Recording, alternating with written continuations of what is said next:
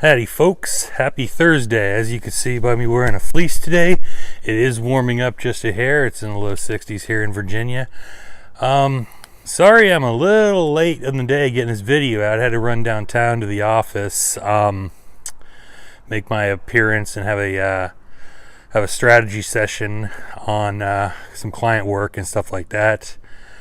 It's always interesting when I go downtown. Maybe I'm just getting too country or something like that, but always kind of intrigued by how many people don't acknowledge each other, or a little mean and snooty to each other, and always looking down at their devices and phones. It's kind of funny. I ran to the Subway around the corner from the office and got a sandwich, and I think the people at Subway were about to jump up and hug me or something like that because I asked them how their day was going. I guess they're not used to that.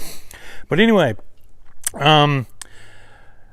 you know, I've already done a couple videos on content as far as getting content out there, making sure you're doing regular content and making sure you're distributing content. So let's take this a little further down the rabbit hole with part of a discussion Paul and I had on my podcast yesterday about making sure you have a plan and a schedule for your content. Now, I know a lot of small businesses, you don't necessarily, you want a strategy, but you don't have to have a strategy, but I will say you have to at least have a schedule, a plan, an idea of when you're going to release content, what medium of content you're going to be releasing, and what the topic is. For example, my viewers love you to death. You're starting to expect these videos by lunchtime, so I apologize. My podcast listeners are expecting them Thursdays mornings, that kind of thing. So once you start getting a following, you want to be less and less random with your content.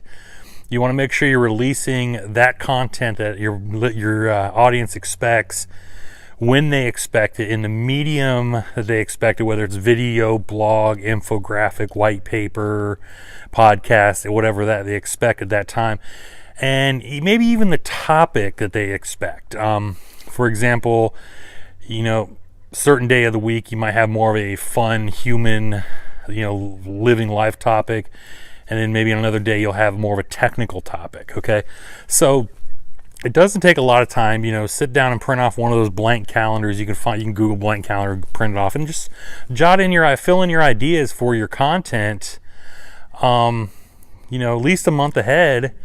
And you'll start to see, as you're being more regular with your content, you'll start seeing patterns and engagement and stuff like that, and take those and take a close look and analyze these patterns of engagement, because that's going to dictate how you adjust your content to better resonate with your audience. Okay, so like I made a tweak with these videos where I just put them on YouTube, and then I was just putting the links on LinkedIn and Facebook, and then also on Instagram stories. Well, I found that I went ahead and tried to just go ahead and upload them straight to LinkedIn so you could view them in LinkedIn, and I found that my engagement, my views shot up exponentially, okay, because of that one step. So I said, okay, that's an adjustment I'm going to make in the future. Okay, same thing with Instagram.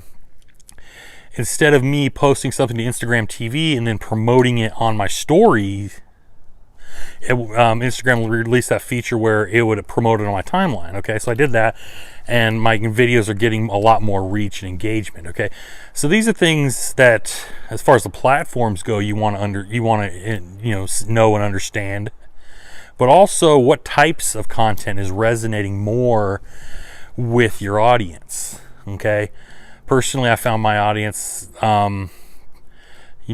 likes more of the technical content, also likes more of the personal content, and the kind of in-between rants they're not the hugest fans of. So I'll still have a rant in there because this is my video channel, of course, but that's definitely not something that the audience enjoys seeing, so I'm making those adjustments. So always have a plan, and always be making tweaks and adjustments to your content strategy based on your reach, your engagement, and all these other metrics. Okay, so look at your metrics.